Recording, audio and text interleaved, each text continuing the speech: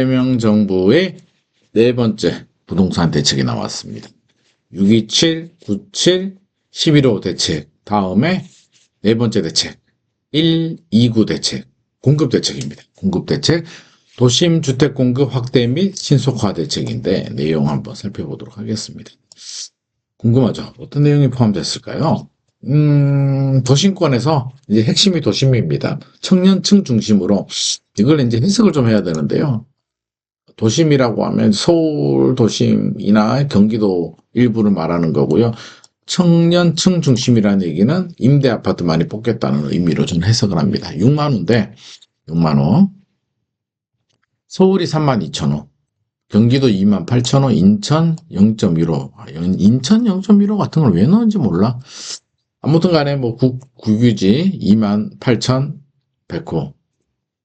공유지 3,400호, 공공기관 부지 21,900호, 기타 6,300호.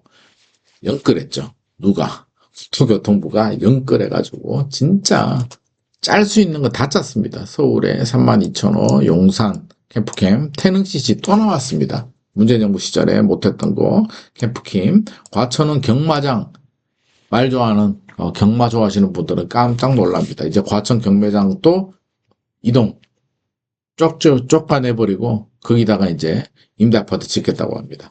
아마 과천 분들 반발 굉장히 심할 것 같고요. 수원 우편 집중국 뭐 진짜 다 광명 세무서까지 와 남인천 우체국 뭐 총동원합니다. 29호 이건 웬 말이야? 29호를 도시형 생활주택도 아니고 이것까지 끌었다는 얘기는 진짜 연금 마른 수건까지 쥐어짰다 진짜 짠합니다. 국토교통부 담당자들 얼마나 고생을 했을까 진짜 잠 안 자고 고생했는 흔적이 그대로 보입니다. 저는 개인적으로 이게 왜 이렇게 마음이 아픈지 모르겠습니다. 담당자들이 무슨 죄라고 이렇게 마른 수건까지 짜낸 대책 한번 보도록 하죠. 주요 지역들 일단 내용을 보게 되면 있죠. 제 가장 눈에 띄는 게 용산 국제업무지구 만세대 캠프킴 2,500 반환부지 있고 또 과천 경마장 방첩대 9,800 이게 핵심인 것 같습니다. 이 두 개가 이제 가장 중요한 많은 분들이 관심 가지는 핵심이고 나머지 지역들은 이제 다들 조금씩 보는데 뭐 금토지구 이런 거 뭐 큰 관심 없을 것 같고요. 여수도 마찬가지고 강서 군부대도 다 쫓아냅니다. 다 이제 서울에 이제 군대는 없어집니다. 태능CC가 이제 문재인 정부 시절에 만세대였는데 6,800세대 이 정도가 중요한 핵심 이슈고요. 물론 국방연구원이나 뭐 이런 자리들도 있는데 그렇습니다. 거의 뭐 군부대가 이제 남아있는 데가 이제 다 없어지고 아파트로 개발이 된다. 뭐 군부대는 더 외곽으로 이제 이전을 하겠죠. 그래도 안보도 중요한데 그만큼 서울의 주택 문제가 심각하다라는 걸 우리가 알 수 있습니다. 국방대 부지도 그렇고 일단 요 세 군데 태능CC, 용산, 과천 우리가 일단 관심을 좀 많이 가지는 지역이고요. 태능CC는 이제 문재인 정부 시절에 못했던 지역이기 때문에 또 관심을 가집니다. 이번에는 할 수 있을까? 이번에도 못할까? 의견이 분분합니다. 전체적으로 보게 되면 이제 서울이 32,000호. 서울이 중요하니까요. 제 개인적인 생각은 자 우리가 굉장히 많아 보이잖아요. 뭐 판교 신도시급이다 막 이렇게 방송에 나오는데 자 생각을 해보게 되면 32,000호 중에 청년 중심으로 임대 아파트 현 정부는 공공주도 임대가 뭐 제 생각에는 절반 이상 나오지 않을까. 그러면 50%만 잡아도 32,000호 중에 임대가 50%면 16,000호 남습니다. 임대 빼버리면 50%더 나올 것 같은데 그래도 많이 잡아줘서 그러면 남은 16,000호 중에 사실 이게 다 진행이 될까요? 문재인 정부 시절에 하나도 못했거든요. 하나도 못했는데 그래도 이재명 대통령이 추진력도 있고 또 학습 효과도 있고 국토부도 경험이 있기 때문에 열심히 노력하면 그래도 50%는 하지 않을까라고 제가 기대를 합니다. 그러면 자 32,000 중에 50%면 16,000호 임대 절반 빼버리면 실제로는 한 8,000호 정도 확 줄죠. 일부러 줄이는 게 아니라 문재인 정부 때는 하나도 못했던 거 절반이라도 하면 잘하는 거예요. 그러니까 32,000 계획 중에 16,000호에서 임대 물량, 우리 임대 관심 없잖아요. 빼버리면 결국 8,000개, 8,000호 중에 특별 공급 빼버리면 일반 분양은 4,000개 정도? 그러니까 이제 기대감이 뚝뚝 떨어지죠. 따지고 봐야 된다니까요. 이걸 있는 고지 곧대로 보시면 안 됩니다. 자, 용산에 다시 한번 주요 지역들 보면 국제업무지구 만호, 캠프킴 2,500호, 501 정보대 150개. 이건 뭐 150개. 아무튼 뭐 용산 유수지 저번에도 많이 얘기 나왔던 거 485. 용산 우체국 47호. 47호 이런 거 효과 없다. 혁신 재생지구 이런 거. 주요는 어디예요? 큰 물량만 봐야죠. 큰 물량. 어디?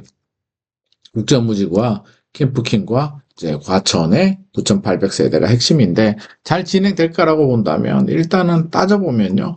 일단 당장 대책 발표되자마자 서울시와 용산구청이 반발합니다. 말도 안 된다. 우리하고 협의도 안 하고 일방적으로 이렇게 하면 되냐?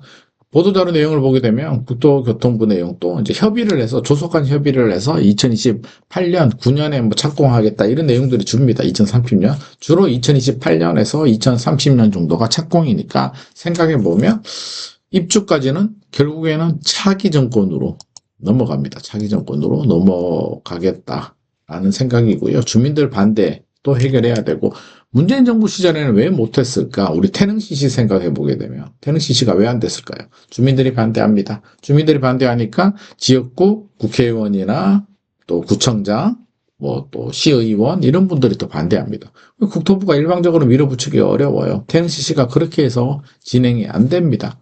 과천 경마장 이전하고 임대아파트 짓는다 그러면 과천분들 가만히 있을까요? 난리가 납니다. 주민들이 난리가 나는데 과천시장이 협조할 수 있겠습니까? 안 됩니다. 자기 목 날아간다니까요. 지방선거에서. 안 됩니다. 용산구청도 마찬가지입니다. 용산구청장이 왜 그렇게 당장 반발하겠습니까? 지역주민들이 싫어하니까 지역주민들이 다수가 찬성을 하면은 또 협조를 할 수는 있는데 지역주민들이 반대합니다. 이걸 님비현상이라고 하는데 나쁘게 말하면 자기 지역에 그 불이익을 당하는 것을 반대하지만 이게 우리가 또 개인 입장이 돼 보면 충분히 이해할 수가 있죠. 저라도 우리 모두 아니 우리 동네에 어떤 녹지 공원이 있는데 거기다 임대 아파트 짓는다면 그 기분 좋겠습니까? 솔직히 주민들의 이익을 침해하는 부분이기 때문에 저는 양쪽 의견이 다 공감이 된다라고 볼 수가 있을 것 같고요. 특히 전 아쉬운 게 용산국제무지구 만세대 이게 어디냐면 첫 화면에 보셨죠. 용산의 핵심 지역 중심부 땅인데 이 알짜배기 땅에 임대 아파트가 웬 말인가? 좋아요. 임대 아파트도 필요하죠. 그러면 이걸 지어서 서울의 주택 문제가 해결이 되면 괜찮은데 해결은 안 되고 진짜 임대 아파트 지으면 여기 들어가는 사람만 좋지 나머지는요.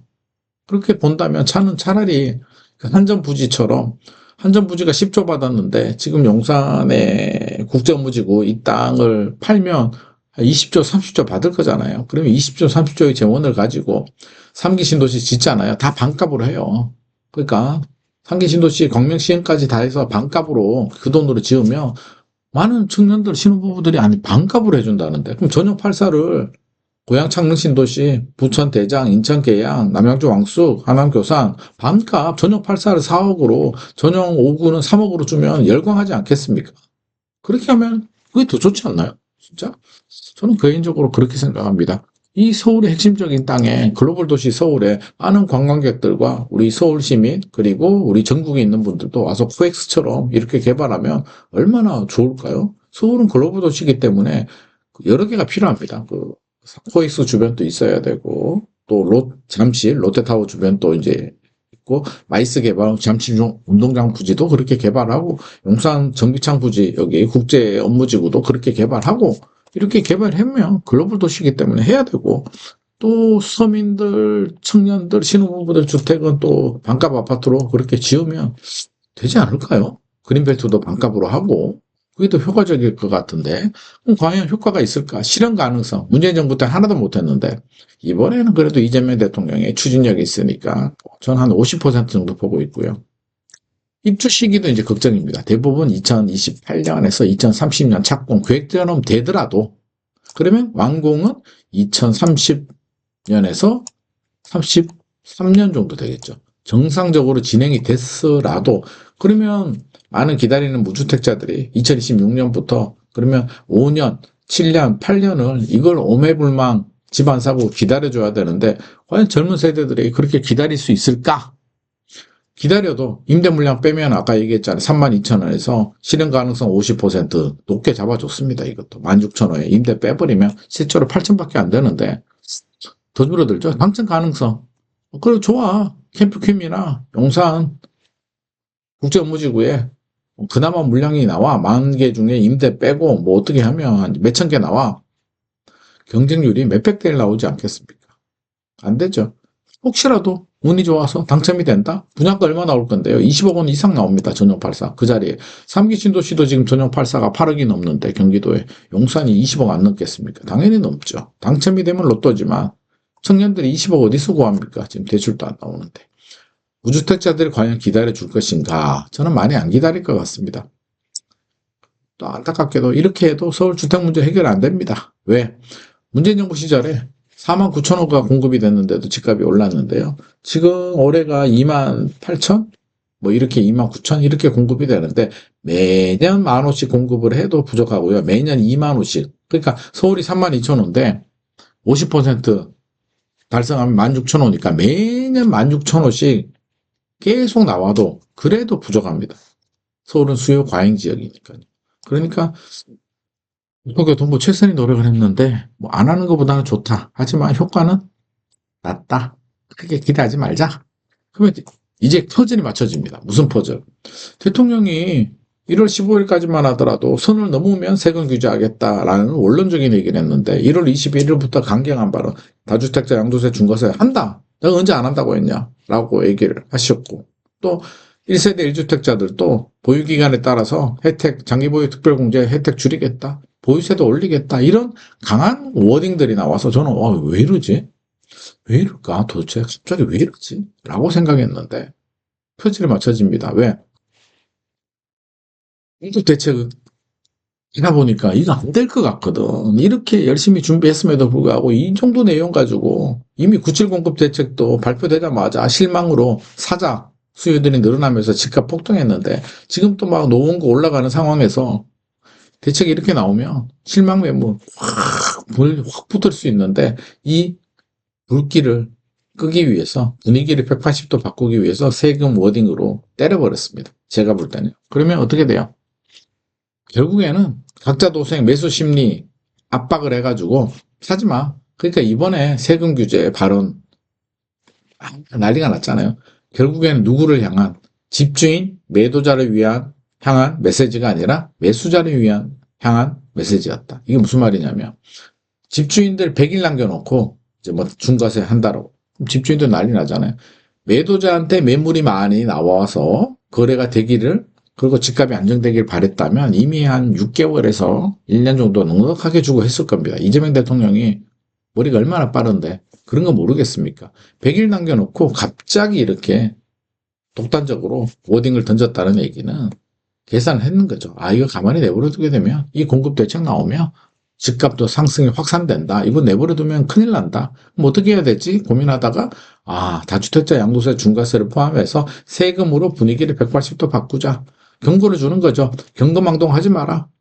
괜히 실망해서 공급 대책에 실망해서 집 사자라고 하면 다주택자들은 양도세 중과세가 된다. 1세대 1주택자들은 장기보유 특별공제 혜택 거주하지 않으면 줄이겠다. 보유세도 올릴 테니까 겁주는 거죠. 하지 마라.